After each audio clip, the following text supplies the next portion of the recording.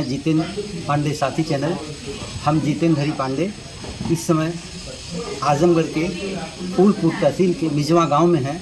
ये फतेह मंजिल जहां कैफी आजमी साहब का जन्म हुआ था और कैफी आजमी के पुत्र बाबा आजमी, अभिनेत्री उनकी पुत्री शबाना आजमी, आज मिजवा में फतेह मंजिल में कैफी साहब और फतेह हुसैन कैफी साहब के बगल में शौकत कैफी की प्रतिमा लगी है। और इस अवसर पर देश के जाने माने लोग, आजमगढ़ से जुड़े तमाम लोग मौजूद हैं। शौकत कैफी का जन्म 21 अक्टूबर 1926 में हुआ था।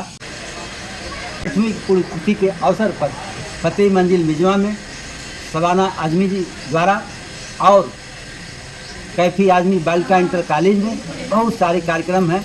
आइए देखते हैं कि शबाना जी ने जिस तरह का आयोजन फतेह मंजिल में किया है, क्या कुछ यहाँ का कार्यक्रम है। साथी से जितेंद्र हरी पांडे की रिपोर्ट आपको अच्छी लगेगी। अगर ये कार्यक्रम, साथी की वीडियो अच्छी लगी तो आप साथी को शेयर और सब्सक्राइब जरूर कीजिए। धन्यवाद।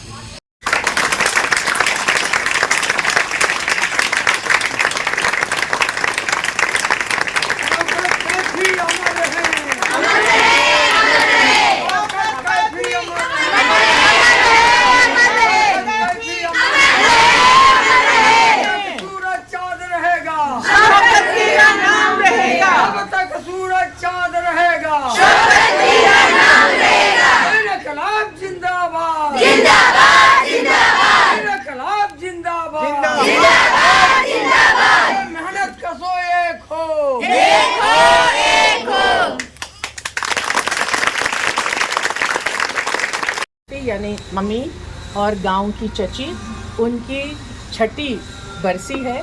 और मैं ज़रूर सबसे पहले तो हमारे जो विकास यादव हैं, हमारी जो गवर्निंग बोर्ड के मेंबर हैं, वो यहाँ हैं, कहाँ हैं, मैं विकास जी का बहुत धन्यवाद करना चाहती हूँ, क्योंकि सबसे पहले इन्होंने मुझे कहा था कि यहाँ मम्मी का पुतला लगना भी बहुत ज़रूरी है, क्योंकि उनका जितना कंट्रीब्यूशन है, कैफी साहब जितना काम उन्होंने किया, वो बिना जब तक मम्मी उनके साथ कंधे से कंधा मिलाकर नहीं चलती तो वो हो नहीं सकता। तो थैंक यू वेरी मच विकास। और मैं गुरजीत कहाँ है? गुरजीत, मैं चाहती हूँ कि आप आएँ। गुरजीत हमारी मिजवा वेलफेयर सोसाइटी की नई CEO हैं, बहुत ही डायनामिक लेडी हैं। और ये पूरा कार्यक्रम और इसको मिजवा वेलफेयर सोसाइटी का ये सशक्तिकरण दिवस बनाना, शौकत कैफी की एम्पावरमेंट, वुमेन्स एम्पावरमेंट बनाना, ये इन्हीं का आइडिया था। इन्होंने ही पूरा इंतज़ाम किया है और ये बुत भी जो है इन्होंने बनाया। तो आपका बहुत बहुत धन्यवाद। वक्त है और मौका है तो कुछ कहना ही पड़ेगा। शौकत कैफी एक बहुत अच्छी कलाकार थी, बहुत अच्छी स्टेज की कलाकार थी, बहुत अच्छी बीवी, बहुत अच्छी माँ। उन्होंने अपने जितने भी रोल्स निभाए बहुत सिंसियरली और बहुत कामयाबी से किए। मैं बाबा, नम्रता और अपने आप को बहुत खुशकिस्मत समझती हूँ कि हमको उनकी परवरिश मिली और जो वैल्यूज़ पे वो चली हैं, उन वैल्यूज़ पर उन्होंने हमें रास्ता दिखाया और हम उनके साथ चले। देखिए, कैफी साहब का तो ये गांव है, कैफी साहब का तो इससे पूरा लगन था। मम्मी ना ज़बान जानती थी, मम्मी हैं तो हैदराबाद की, फिर उसके बाद वो रही हैं बम्बई में और फिर पूरा हिंदुस्तान घूमी है। लेकिन इस तरह से आके एक बहू के तौर पर वो आई उस वक्त जब इस गांव में कुछ भी नहीं था। और फिर उसके साथ कैफी साहब के साथ वो कंधे से कंधा मिलाकर, उनको कुछ नहीं मालूम था मगर जो बहुत अच्छा साथी होता है, उस साथी की तरह उन्होंने लड़कियों के साथ, स्कूल की लड़कियों के साथ जुड़ी। उन्होंने जो है एक्टिंग क्लासेस सिखाए। अनफॉर्चुनेटली मानो में एक बहुत अच्छी नागरिक थी और हम सबको उनसे जो सीख मिलती है वो अच्छा नागरिक होना क्या होता है। अच्छा नागरिक होने के लिए ज़िम्मेदारी का एहसास होना चाहिए। अच्छा नागरिक होने के लिए ये सोचना चाहिए कि हम क्या दे सकते हैं इस समाज को। हम समाज से तो बहुत कुछ मांगते हैं, लेकिन हमारा क्या कंट्रीब्यूशन होता है, हम उसको क्या देते हैं। ये जो है सीख हमको शौकत कैफ़ी से मिली है। मैं बहुत खुशकिस्मत अपने आप को समझती हूँ। ज़्यादा बोल नहीं पाऊँगी इस वक्त, क्योंकि मुझे बहुत साफ याद है 22 नवंबर 2019 में वो मेरे हाथों में उन्होंने दम तोड़ा। और जाहिर है कि ये एक ऐसा इंसिडेंट है मेरी ज़िंदगी में जो मुझे डेवस्टेट भी कर सकता था, लेकिन ये मम्मी का प्यार है कि आप सोचिए कि जब उनकी अर्थी वहाँ से उठी तो मैं उनके ही कमरे में चली गई, उनकी ही रज़ाई मैंने ओढ़ी, और इस रज़ाई को ओढ़ के मैंने ये सोचा और ये समझा कि वो हमेशा मेरे साथ रहेंगी। और इसी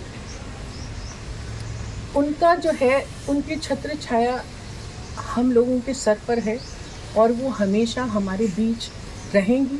उन्होंने जो काम किया है, उन्होंने जो हमको सीख दी है, वो हमारे साथ रहेगी और हम यही सब लोगों में बांटना चाहेंगे। आपका बहुत बहुत धन्यवाद। मैं नम्रता से चाहूँगी कि कुछ शब्द शौकत कैफ़ी के लिए जो यहाँ आई रही, जब यहाँ घर भी, यहाँ एक ईंट भी नहीं था घर बनाने के लिए, उन्होंने इतना मजबूत घर बनाया, सब आप लोग के लिए किया। उनको तो ये, उनके बच्चे तो नहीं आने वाले थे, यहाँ स्कूल बनाया आप लोग के लिए। तो मैं चाहती हूँ कि आप सब एकजुट मिलके मिजवा के लिए काम करें और मिजवा के लिए मिजवा की ग्रोथ के लिए काम करें, क्योंकि आपका जो इन्वॉल्वमेंट होगा उसमें ही एक्चुअली उनको ट्रिब्यूट मिलेगा जो आपके इन्वॉल्वमेंट से होगा। तो मैं वही आपसे रिक्वेस्ट करती हूँ कि प्लीज़ आप लोग इन्वॉल्व हो जाइए मिजवा में, मिजवा वेलफेयर सोसाइटी में, और देखिए कि उनका आशीर्वाद की वजह से आप कितने आगे जाएंगे। मैं ये कहना चाहती हूँ। और लास्टली मैं कहना चाहती हूँ कि नानी को थैंक यू कि मुझे बाबा अंकल और शबाना मासी मिले। अगर नानी नहीं होती तो मुझे शबाना मासी और बाबा अंकल भी नहीं मिलते। तो थैंक यू।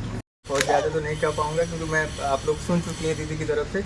मेरे अब्बा जो है, मम्मी बचपन से मुझे जो है, माँ बाप तो पैदा करते हैं मगर उन्होंने मुझे पाल पोस के बड़ा किया है आज तक, तो मैं उनका बहुत शुक्रगुजार हूँ। और ज़्यादा मेरे लफ्ज़ नहीं निकलते हैं, मुझे माफ़ करिएगा। जी सर।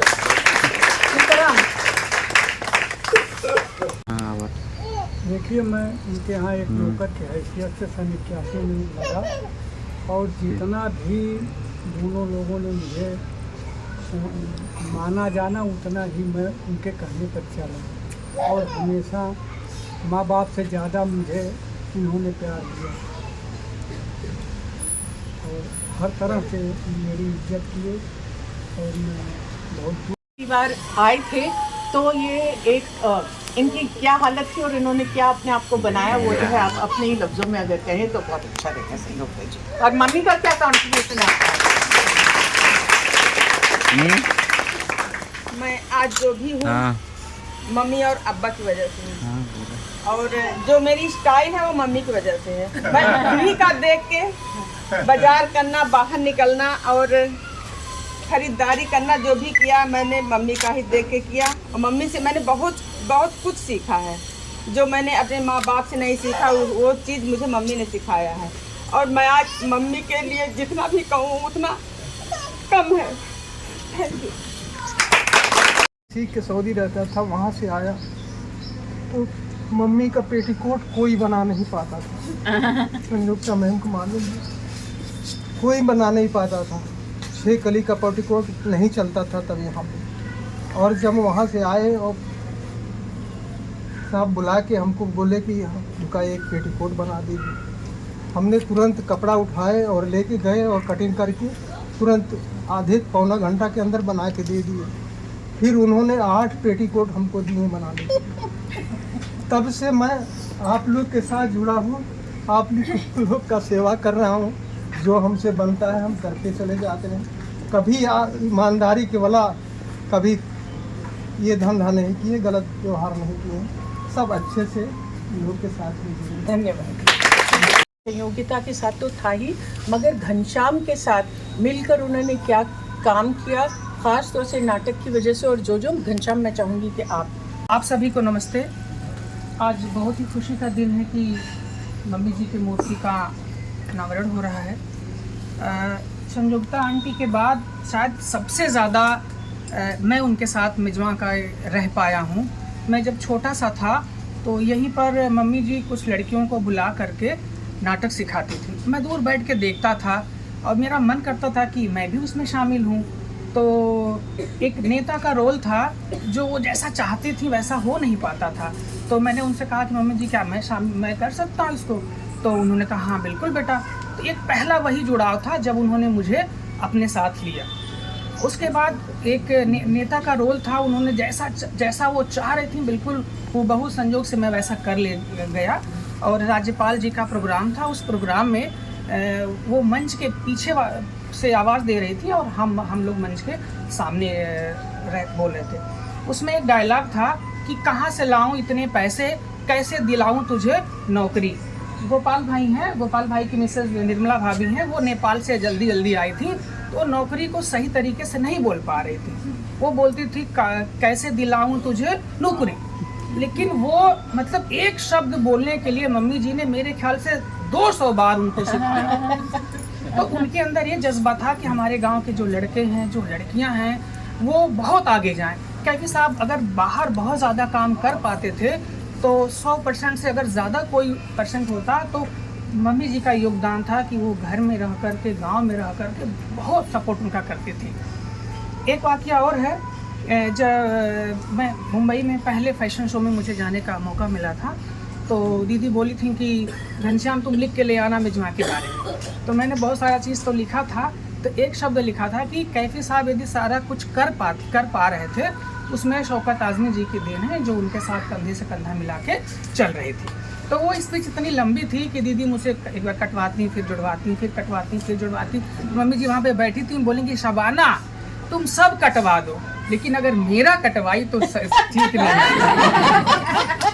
शौक था, बेपन्ना शौक, मतलब साड़ियों पे ये बाकायदा जान देती थी। तो मैंने उनसे पूछा था कि आप अब्बा को ज़्यादा प्यार करती है या साड़ियों को? तो उन्होंने